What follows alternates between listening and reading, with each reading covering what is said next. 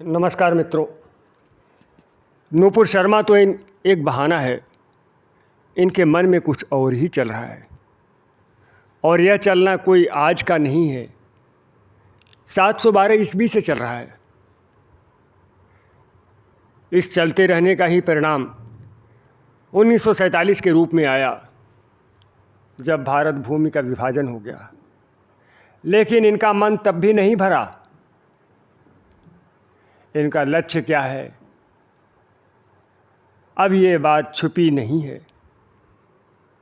समय के साथ अपने तरीके इन्होंने ज़रूर बदल लिए हैं, लेकिन मित्रों, लक्ष्य नहीं बदला है। इस बात को विशेष रूप से ध्यान रखिए। और इनका ये जो लक्ष्य है, इसमें भारत के बाहर की कुछ शक्तियाँ इस्लाम के नाम पर इनके साथ न केवल आज खड़ी हैं, बल्कि इतिहास में पहले भी खड़ी होती रही हैं। एक दुरभिसंधि, एक गठबंधन भारत विरोधी शक्तियों का और भारत के बाहर के उनके मित्रों का इतिहास में हमने बार बार देखा है। उस पे बात करेंगे इस प्रश्न पर भी कि भारत पर किसी इस्लामिक शक्ति का यदि हमला होता है तो भारत के मुसलमान क्या देश का साथ देंगे। बात करेंगे इस पर भी कि ये जो OIC नाम का संगठन है, इस्लामी देशों का जो संगठन है, जो समय समय पर जब तब इस्लाम के नाम पर भारत पर दबाव बनाने का प्रयास करता है, क्या उसका कोई उपचार है, उसका कोई इलाज है? यदि है तो क्या है? और भी बहुत सारे मुद्दे हैं इसी से संबंधित, उन्हें एक एक करके देखेंगे। मित्रों, चर्चा शुरू करने से पहले एक बार याद करा दें, नूपुर शर्मा को पार्टी से निलंबित कर दिया गया। उन पर FIR हुए, लेकिन इन लोगों का मन नहीं भरा। उसका सर काटने की धमकियां दी जा रही हैं, उस पे इनाम रखे जा रहे हैं, उसकी जीभ काटने के लिए इनाम रखे जा रहे हैं। और तो और यह तक कह दिया गया कि उस नचनिए को नूपुर शर्मा को पेश करो, उस नचनिया से मुजरा कराएंगे। मित्रों, यह सहन करने योग्य नहीं है। एक नारी की मर्यादा को इस तरह तार तार किया जा रहा है। हमारा मन रो रहा है, ये सहन करने योग्य नहीं है। मित्रों, बीमारी पुरानी है और बहुत फैल गई है, लेकिन ऐसा नहीं कि ये लाइलाज है। इसका उपचार है, इसका इलाज है। बात करेंगे मित्रों, ये जो भारत में एक बड़ी भीड़, एक बड़ी संख्या ऐसे लोगों की है जो बात बात में सर तन से जुदा का नारा लगाते हुए सड़कों पर निकल आते हैं, मारकाट करना शुरू कर देते हैं, लूटपाट करना शुरू कर देते हैं, दंगे करने शुरू कर देते हैं। जब मर्जी आता है, जब किसी के भी सर पर इनाम रख देते हैं और इस्लाम के नाम पर इस्लामी देश इनके साथ खड़े हो जाते हैं। इन पर भी बात करेंगे। मित्रों, यह सब कैसे हो रहा है? यह किस तरह का गठबंधन है कि भारत के कुछ लोग आवाज़ लगाते हैं और हजारों किलोमीटर दूर से प्रतिक्रिया शुरू हो जाती है? यह किस तरह का गठबंधन है? ये कैसे होता है? ये कैसे काम करता है? इसके बारे में रविन्द्रनाथ टैगोर ने 1933 में ही कहा था कि बंगाली मुस्लिम, दक्षिण एशियाई मुस्लिम और यहाँ तक कि भारत के मुस्लिम भी, भारत के बाहर के मुस्लिम भी आपस में एक हैं। एक बार फिर से सुनिए, बंगाली मुस्लिम, दक्षिण एशियाई मुस्लिम और यहाँ तक कि भारत के बाहर के मुस्लिम भी आपस में एक हैं। इसी तरह यदि प्रश्न ये किया जाए कि भारत पर किसी इस्लामी शक्ति का हमला होने पर भारत के मुसलमान क्या देश का साथ देंगे, इस पर भी रविन्द्रनाथ टैगोर ने विचार किया था। 1924 में टाइम्स ऑफ इंडिया को एक इंटरव्यू में उन्होंने जो कहा था और जिसे सीताराम गोयल जी ने अपनी पुस्तक मुस्लिम सेपरेशन कॉजेज़ एंड कॉन्सिक्वेंसेस में कोट किया है, उसमें उन्होंने लिखा है, मैंने अपने मुस्लिम मित्रों से, मतलब रविन्द्रनाथ टैगोर के हवाले से रविन्द्रनाथ टैगोर कहते हैं कि मैंने अपने मुस्लिम मित्रों से खुलकर पूछा कि यदि भारत पर किसी मोहम्मडन पावर का हमला हो तो क्या वे अपनी मातृभूमि की रक्षा के लिए अपने हिंदू पड़ोसियों के साथ कंधे से कंधा मिलाकर खड़े होंगे। लेकिन मुझे जो उत्तर मिले उनसे मैं संतुष्ट नहीं हूँ। यहाँ तक कि जिन्ना जैसे व्यक्ति ने भी कहा कि किसी भी परिस्थिति में, ध्यान से सुनिएगा, किसी भी परिस्थिति में किसी मोहम्मडन के लिए अनुमति नहीं है कि वह किसी मोहम्मडन के विरुद्ध खड़ा हो, भले ही उसका देश कोई भी हो। मित्रों, फिर से सुनिए, जिन्ना ने क्या कहा था, किसी भी परिस्थिति में किसी मोहम्मडन के लिए यह अनुमति नहीं है कि वह किसी मोहम्मडन के विरुद्ध खड़ा हो, भले ही उसका देश कोई भी हो। मित्रों, याद रहे, यह 1924 की बात है। उस समय जिन्ना की छवि एक राष्ट्रवादी मुसलमान की थी। तो ये बात तो एक राष्ट्रवादी मुसलमान के द्वारा कही गई है। ये हाल तो उस व्यक्ति का है जो उस समय राष्ट्रवादी मुसलमान था। तो जो खुलेआम कट्टरपंथी मुसलमान हैं, चरमपंथी मुसलमान हैं, उनके क्या विचार होंगे, ये आप सोच सकते हैं। मित्रों, इतिहास की कुछ घटनाओं की भी चर्चा करेंगे जिससे आप समझ सके कि किस तरह से भारत के ये जो कट्टरपंथी तत्व हैं, ये देश अपनी मातृभूमि, जिसे पता नहीं ये मानते हैं या नहीं मानते हैं, लेकिन वह देश जिसमें ये रहते हैं, उस देश के साथ विश्वासघात करते हुए इस्लाम के नाम पर किस तरह से विदेशी शक्तियों की सहायता लेते हैं। इसका एक बड़ा उदाहरण पानीपत का तृतीय युद्ध है 1761 का, जिसमें शाह वली उल्लाह ने अहमद शाह अब्दाली को भारत पर आक्रमण करने के लिए न्योता भेजा था। उद्देश्य ये था कि यहाँ से काफिरों के शासन को ख़त्म करके इस्लाम की स्थापना की जा सके। ध्यान रहे, उस समय मराठों का भारत में डंका बज रहा था, जिनका स्पष्ट उद्घोष था हिंदू पद पातशाही की स्थापना। अवध का नवाब शुजाउद्दौला और रुहेला सरदार नजीबुद्दौला ने इस लड़ाई में देश का साथ नहीं दिया, बल्कि देश के विरुद्ध अहमद शाह अब्दाली का साथ दिया था। क्यों? क्योंकि उनके लिए यह देश पर विदेशी शक्ति का हमला नहीं था, बल्कि यह हिंदू और मुसलमानों के बीच की लड़ाई थी।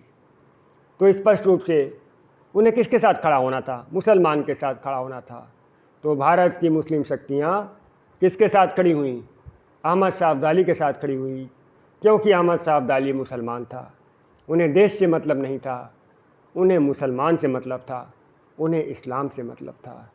जो ये प्रश्न हमने किया कि भारत पर किसी इस्लामी शक्ति का हमला होने पर भारत के मुसलमान क्या देश का साथ देंगे, मैं सभी को तो नहीं कहता, न कहना चाहिए, लेकिन जो हमें एक ट्रेंड इतिहास में दिख रहा है, मैं उसकी बात करता हूँ। जिस ट्रेंड को रविन्द्रनाथ टैगोर ने पकड़ा था जिन्ना से बात करने के बाद और बाकी लोगों से बात करने के बाद, उसको मैं पकड़ रहा हूँ, और जो इतिहास में घटनाएं घटी हैं उनको देख रहा हूँ। ऐसी ही घटना 1565 में तालीकोटा के युद्ध के समय हुई थी, जिसमें एक ओर तो विजयनगर साम्राज्य था, दूसरी ओर दक्षिण के सुल्तानों का गुट था, जिसमें अहमदनगर, बीजापुर, गोलकुंडा और बीदर की सल्तनतें शामिल थीं। इनमें विजयनगर की हार हुई और सुल्तानों के गुट की जीत हुई। मित्रों, हार जीत तो युद्ध में चलते ही रहते हैं, लेकिन किसी हार से किसी साम्राज्य के इस तरह नष्ट होने के उदाहरण इतिहास में कम ही मिलते हैं। इस युद्ध में विजयनगर साम्राज्य की हार के अनेक कारण गिनाए जाते हैं, लेकिन शायद ही कभी इस बात की चर्चा होती है कि गिलानी बदर सहित बड़ी संख्या में मुस्लिम सैनिकों ने विजयनगर के प्रति अपनी राजनिष्ठा के साथ विश्वासघात करते हुए किस तरह से धर्म के नाम पर शत्रुओं का साथ दिया था। इसी तरह आधुनिक भारत की बात करें तो 1947 में पुंछ विद्रोह हुआ था। जम्मू कश्मीर के महाराजा हरि सिंह की पुंछ जागीर में हुआ था। ध्यान रहे, अभी पाकिस्तान का निर्माण औपचारिक रूप से नहीं हुआ था।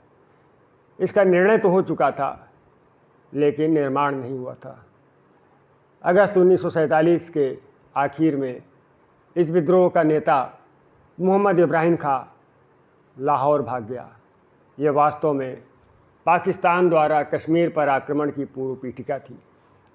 इसी तरह अनेक विवरण मिलते हैं जिसमें यह दावा किया गया है कि जब पाकिस्तान की सेना द्वारा समर्थित, उसके द्वारा सपोर्टेड कबायली हमलावरों ने कश्मीर पर हमला किया, तब लाहौर गली और रामकोट की सुरक्षा कर रही 4 कश्मीर इन्फेंट्री, 4KI कहते हैं उसको, 4 कश्मीर इन्फेंट्री की मुस्लिम कंपनी बगावत करके हमलावरों से मिल गई थी, मतलब पाकिस्तान से मिल गई थी।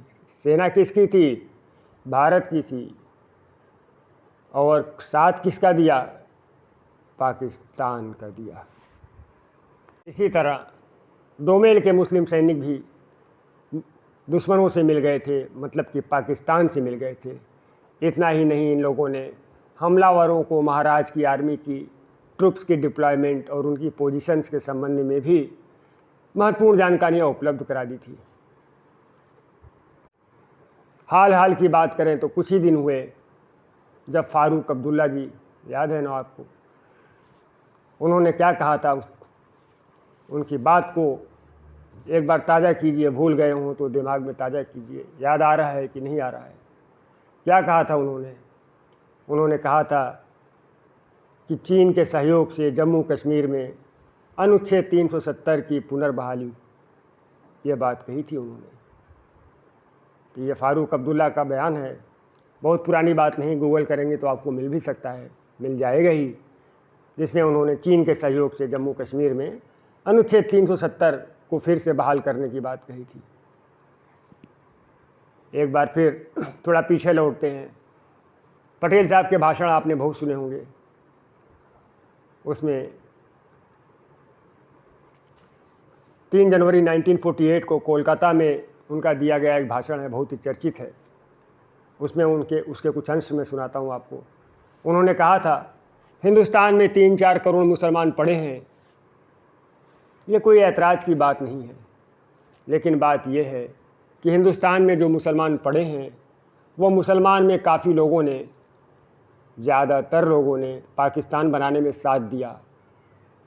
आगे पटेल साहब कहते हैं, उनकी एक स्टाइल है अपनी बोलने की, उसमें वो कहते हैं, दिया अभी ठीक है, लेकिन अब एक रोज़ में, एक रात में क्या दिल बदल गया,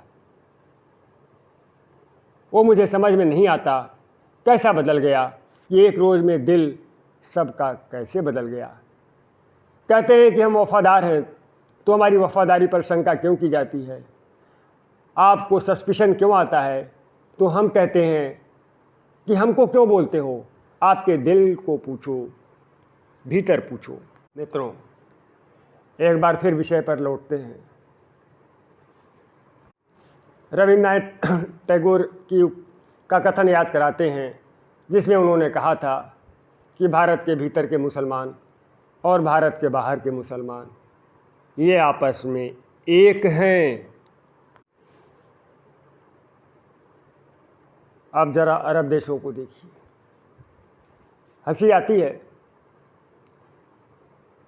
ये वे देश हैं जिनके पास तेल के अलावा केवल एक चीज़ है, वो क्या है?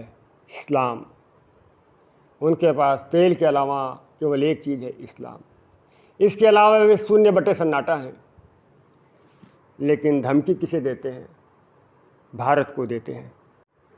कतर को याद कीजिए, किस तरह से कतर ने इंडियन एम्बेसडर को तलब किया था। नूपुर शर्मा के सस्पेंशन के बाद भी कतर का मन नहीं भरा। अभी नई सूचना है मैं पूरी तरह से पुष्टि नहीं कर सकता, हो ही जाएगी, लेकिन मुझे एक सोर्स से वो सूचना मिली है जिसमें कतर की संसद में इस घटना को लेकर भारी हंगामा हुआ है और अब दूसरी बातें कही जा रही हैं। क्या कहा जा रहा है कि जो हिजाब का मुद्दा भारत में चल रहा है, स्कूलों में हिजाब जो बैन किया जा रहा है, उसके विरोध में आवाज़ें उठी। जो विवादित ढांचों के सर्वे हो रहे हैं वो भी कोर्ट के आदेश पे, उसके बारे में आवाज़ें उठी। ये कहा जा रहा है कि भारत सरकार क्षमा याचना करे, मतलब नूपुर शर्मा का सस्पेंशन काफ़ी नहीं है, भारत सरकार क्षमा याचना करे। और क्या कर रहे हैं, भारत पे मानवाधिकारों पर खतरा है। और क्या कर रहे हैं, भारत में इस्लाम के संबंध में उन्होंने अपनी चिंता जताई। और क्या कर रहे हैं, मुसलमानों के संबंध में उन्होंने अपनी चिंता दिखाई। तो ये लंबी चौड़ी बातें, मानवाधिकारों की बातें, ये बातें कौन कर रहा है? वो कतर कर रहा है, जिस पर सीधे सीधे आरोप है कि वो टेररिस्ट ग्रुप्स को फंडिंग करता है। सीधे सीधे आरोप है, जिसकी स्थिति यह है कि अगर किसी हिंदू की वहाँ जो काम करते हैं, अगर वहाँ डेथ हो जाए तो उसका दाह संस्कार नहीं हो सकता, या तो उसे दफनाओ या उसकी डेड बॉडी को भारत लेके आओ। मित्रों, कभी कभी कुछ लोग समीक्षा करते हैं कि ये जो इस्लामिक देश हैं, जो भारत पर नूपुर शर्मा के बहाने दबाव बना रहे हैं, वास्तव में इसका इस्लाम से संबंध नहीं है। ये उनके पॉलिटिकल एम्बिशंस हैं, आपस में सबके सब इस्लामी नेता बनने का प्रयास कर रहे हैं, इस पॉलिटिकल एम्बिशन में कर रहे हैं। मैं ऐसा नहीं मानता।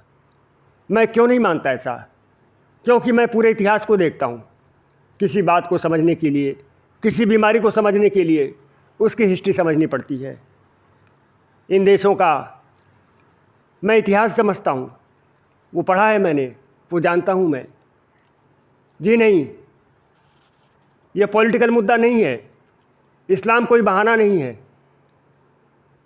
वास्तव में इस्लाम के नाम पर नहीं काम हो रहा है, वास्तव में इस्लाम के लक्ष्य से काम हो रहा है, इस्लाम के आदर्शों के अनुसार काम हो रहा है। इसी इस्लाम के लिए अरब के आक्रमणकारी लगातार भारत में हमले करते रहे, ढेर सारे मारे गए, नहीं माने। 14वें आक्रमण में उन्होंने सिंध की विजय की, कन्वर्जन किया, और जो करते हैं वो उन्होंने किया। हत्याएं की, स्त्रियां उठाई, कन्वर्जन किया, जौहर हुए, जो अत्याचार वो कर सकते थे वो किए। और वो इस्लाम के नाम पर नहीं किए, इस्लाम के लिए किए। अपने हृदय में पूरी सच्चाई के साथ उन्होंने इस्लाम के लिए काम किया है। इस्लाम उनके लिए कोई बहाना नहीं था। अभी कतर की बात हो रही थी।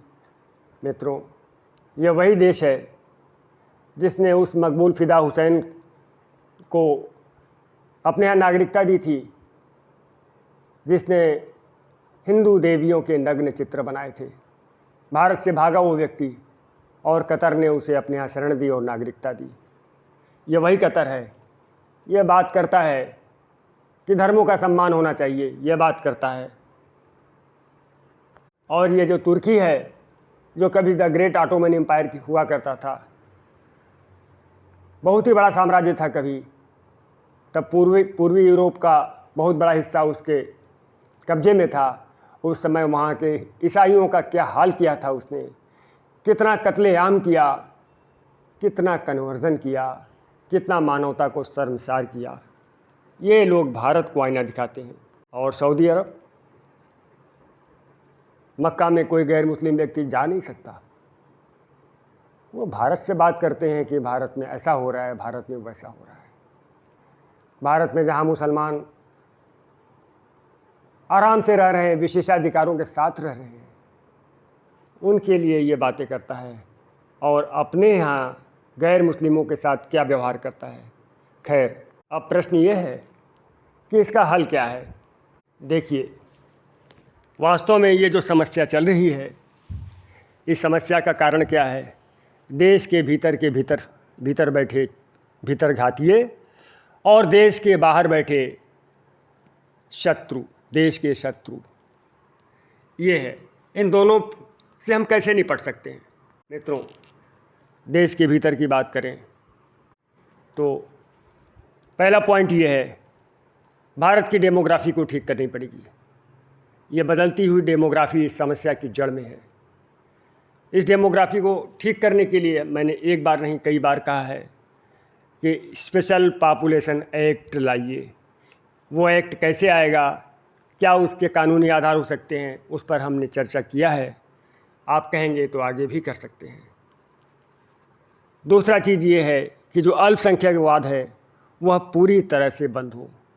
अल्पसंख्यकवाद, जो अल्पसंख्यकों के नाम पर इतने विशेषाधिकार और इतने संरक्षण हैं, इनका दुरुपयोग हो रहा है। इससे इस्लामिक कट्टरपंथ को खाद पानी मिल रहा है। इसे बंद करने की आवश्यकता है। अरब देशों से हम पेट्रोलियम और पेट्रोलियम प्रोडक्ट के लिए निर्भर रहते हैं। हमें उनसे ज़्यादातर कच्चा तेल चाहिए, गैस चाहिए। इसका विकल्प निकाला जा सकता है और निकाला जा रहा है। एथनॉल पे जोर दिया जा रहा है मित्रों, एथनॉल पे जोर दिया जा रहा है। बैटरी वाली गाड़ियों पे काम हो रहा है। इसको और तेज़ी से आगे बढ़ाना है।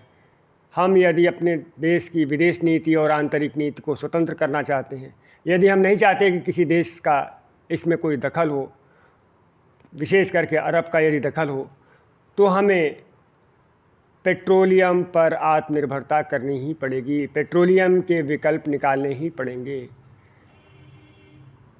इसके R&D पे खर्च आएगा, वो किया जा सकता है। इतना सारा पैसा अल्पसंख्यकवाद के नाम पे खर्च किया जा रहा है, उसको रोकिए। हज की सब्सिडी देने की आवश्यकता नहीं है। जिन्हें हज करना है अपने पैसे से करें। सरकारी सब्सिडी से हज की आवश्यकता नहीं है। अरब देश भारत को तेल मुफ्त में नहीं देते, पैसे लेके देते हैं। चिंता तो उन्हें करनी चाहिए। भारत यदि उनसे तेल खरीदना बंद कर दे तो बहुत बड़ा व्यापार है जो उनके हाथ, बाजार है जो उनके हाथ से निकल जाएगा। मित्रों, ये भी देखने की ज़रूरत है, 80 लाख की आबादी वाला देश इजराइल है। कुछ भी नहीं कर पाते ये लोग उसका।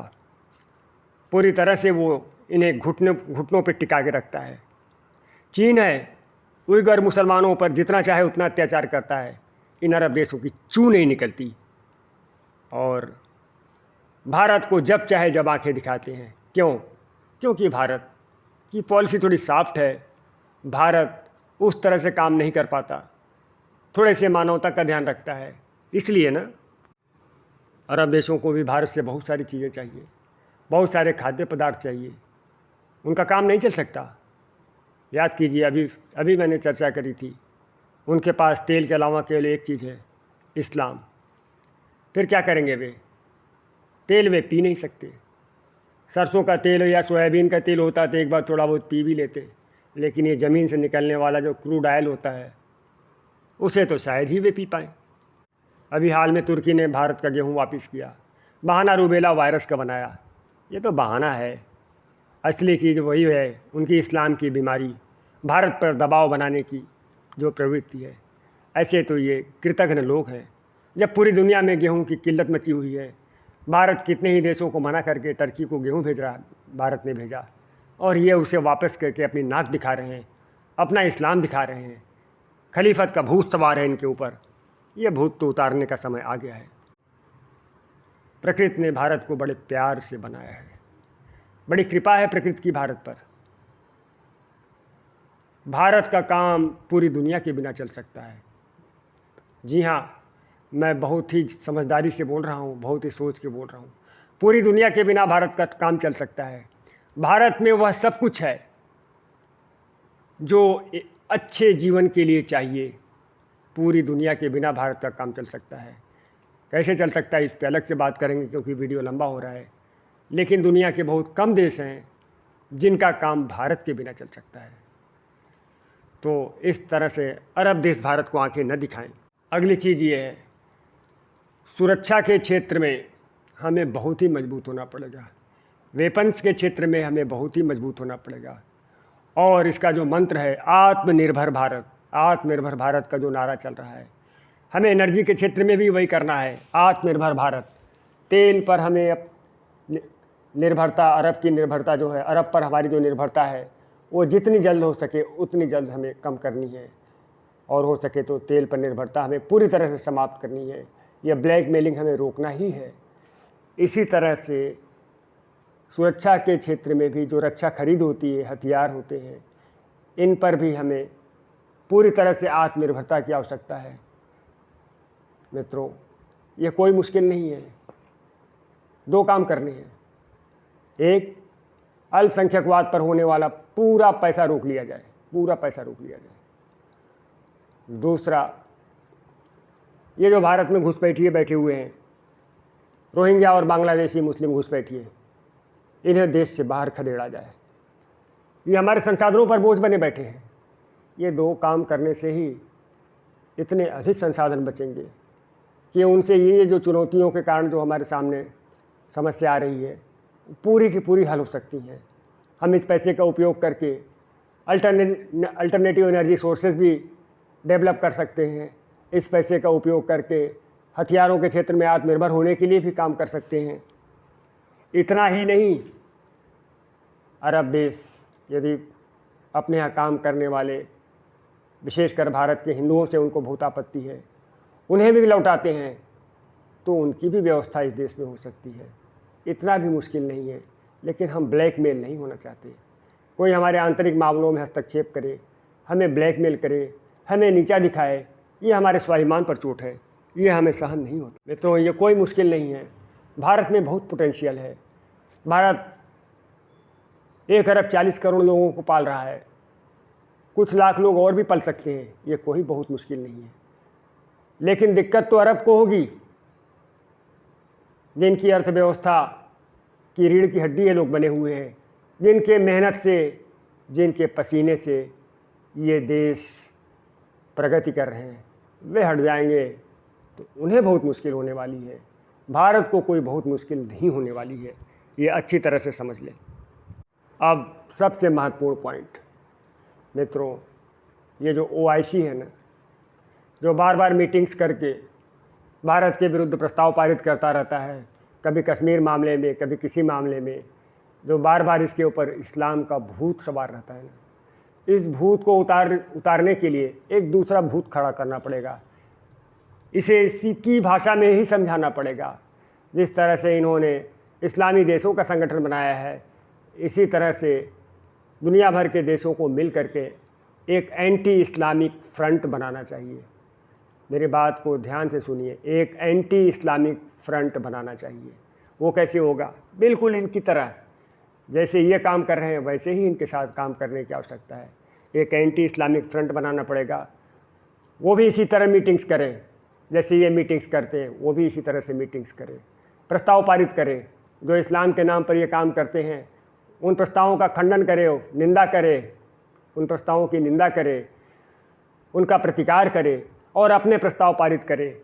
जो इस्लामी चरमपंथ इस पूरी दुनिया में फैल रहा है, जो इस्लामी आतंकवाद पूरी दुनिया में फैल रहा है, इसको लेकर के प्रस्ताव पारित करे। एक अंतर्राष्ट्रीय मंच बनाने की ज़रूरत है मित्रों।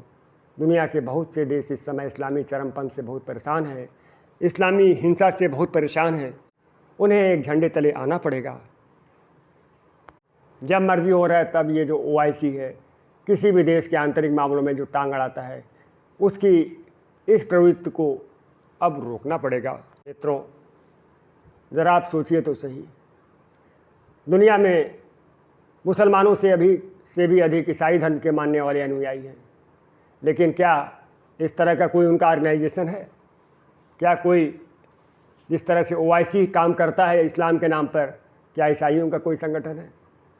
इतने सारे बौद्ध देश हैं, क्या बौद्ध देशों का कोई संगठन है? नहीं है। फिर इन्हें ये क्यों बीमारी है? और इन्हें बीमारी है तो इस बीमारी का टीका भी खोजना पड़ेगा, इस बीमारी की दवा भी खोजनी पड़ेगी। और इसकी दवा है एंटी इस्लामिक फ्रंट। दुनिया में जितने इस्लामी देश नहीं हैं, उससे अधिक इस्लाम से पीड़ित देश हैं। ये देश इस फ्रंट के मेंबर बने, वहाँ की जनता इसके लिए आवाज़ उठाए, कि उनके जो देश हैं वे एंटी इस्लामिक फ्रंट का मेंबर बने, और जिस तरह से ये इस्लामी देशों का संगठन काम करता है उसी तरह से ये एंटी इस्लामिक फ्रंट भी काम करे। तो ठीक है मित्रों, बातें तो बहुत करनी थी, वीडियो लंबा हो रहा है, फिर मिल सकते हैं, फिर चर्चा कर सकते हैं। अभी इन बातों पर विचार कीजिएगा, फिर मिलते हैं। नमस्कार।